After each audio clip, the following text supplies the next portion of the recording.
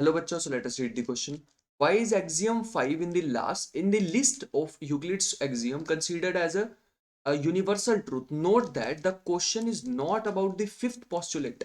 तो ये कह रहे हैं कि ये जो axiom 5 है हम इसे ऐसे यूनिवर्सल ट्रूथ की तरह मान लेते हैं कि ये तो हमेशा सही है। ये बात कर रहे हैं फिफ्थ एक्सियम की, ना कि फिफ्थ पोस्टुलेट की। तो यहाँ पे ऐसा इसलिए होता है क्योंकि यहाँ पे ये जो एक्सियम है ये बताती है हमें कि जो कंप्लीट चीज होती है वो उसके पार्ट से हमेशा बड़ी होती है, जो कि यूनिवर्सल ट्रूथ ही होना चाहिए। Whole is greater than its part. तो इसीलिए इसको हम यूनिवर्सल ट्रूथ बोलते हैं। तो हम यहाँ पे इसका रीजन भी लिखने, पहले एक्सियम 5 को डिफाइन करेंगे। So which is whole is whole is always greater than its part, greater greater than its part। तो यहां से हम इसका रीजन भी लिखेंगे। This is the universal universal truth universal truth because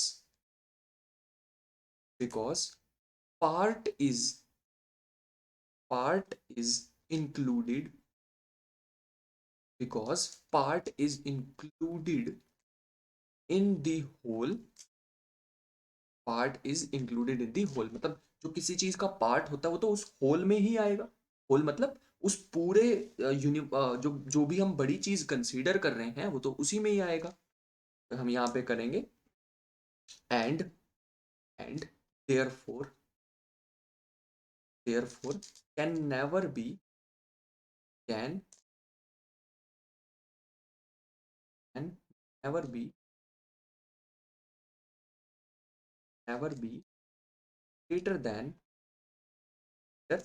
than the whole in magnitude, whole in magnitude।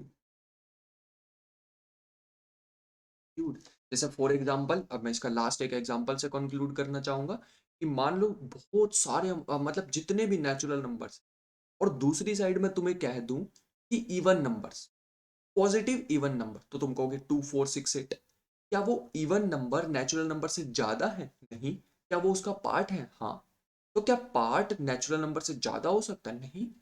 तो natural number से कम ही होंगे, मतलब उसके उससे ज्यादा नहीं हो सकते, क्योंकि इवन नंबर नेचुरल नंबर्स के ही पार्ट होते हैं।